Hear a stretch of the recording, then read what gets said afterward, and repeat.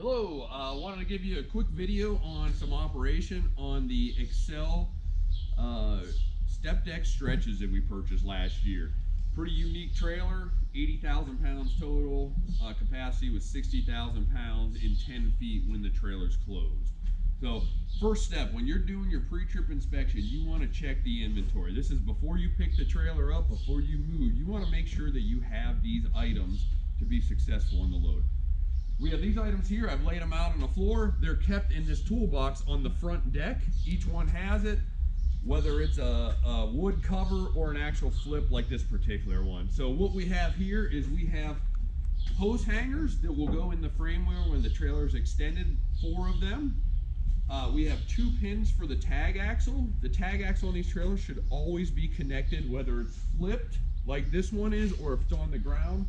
It should always be with this trailer. We never want to take it off and leave somewhere. They're built for the trailer to stay with the trailer. And then you have these long hoses. This is your air and electric. You will need this when you stretch the trailer. So if you don't have this equipment here, you probably need to call service and we will find it for you before you leave. Okay, now I'm going to show you how to stretch this trailer, and this is the most critical part, and this is where most people run into trouble.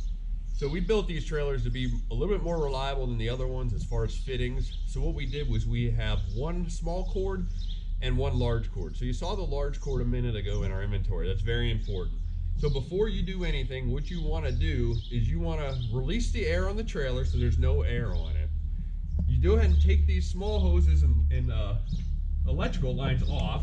You do that by twisting this little fitting. They'll pop off. Here comes your 7-way, and then on the back side you have the same thing. You want to take this completely off.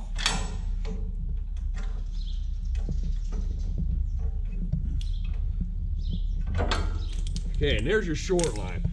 Very simple, but one of the most overlooked things, and this will cause a lot of problems.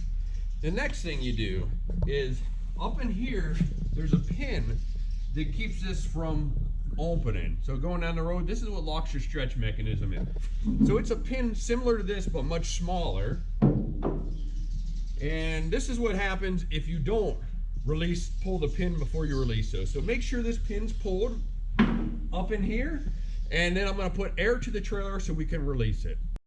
Okay, now we're just going to pull this release.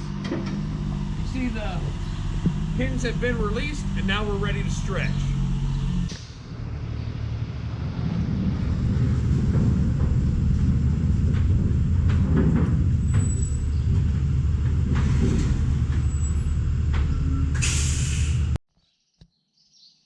Okay, so now we have the trailer stretched out, and I went ahead and took the long lines and hung them. Now I want to show you, these are what they call hose hangers. They're meant to go in the pockets of the trailer. So you hook it around the hose, just like so, and the hook, so it's a little bit difficult to get in here, and that's by design because we don't want it coming out. So we hook this in here, if I can get it. There we go. And then you stick it through this hole, and then you have this pin, and on the back side the pin just sticks in here. And then as long as the pin's secure, these won't fall out. So you want it tight here, you want it tight along there. Now depending on the stretch, you will have some excess hose. So what I tell people to do is put it up through the hole, run it on the knee braces, but you want to make sure you bungee this or strap it somehow. Worst thing you want is this to go dragging down the road. So that's the setup on stretching it. To undo the stretch, I should tell you the last step you want to do is once the pins are engaged, make sure you put this back in there. That's your mechanical safety so that it doesn't come out going down the road. To put it back together, just the opposite. You want to go ahead and pull everything out. If you try closing with those hose hangers in there, the result's going to be bad. So just take your time, make sure everything's hooked up, and you should have great success with this unit.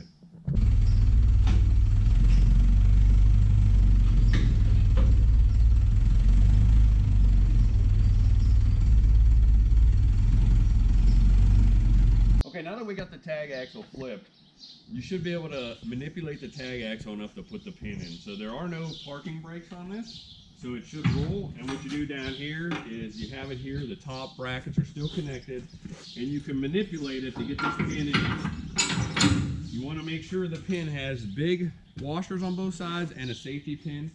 Another note is if when you pick the trailer up, if this is flipped or not attached and the pins are in it, you want to take the pins out and put them up in the toolbox. That way they don't get lost from vibration. Okay, so stick this on the inside, lock it down. So these help so the airbags don't get overextended. You want to make sure that these are loose. As you see, that one, the mechanism got bent. That's probably a casualty of. Now you can hook it up. These things take a little twist. Once they're twisted, they're locked in. Okay, now that the tag axle is attached, we have it on, we have the pins in. I have the common air disconnected. And why I did that was I want to create an opening here to shim the trailer. So these, it's very important that these axles are shimmed. So as you see the arch of the trailer going up, when it's empty, you want no shims in this. Otherwise, you will overload this rear axle. So empty, no shims.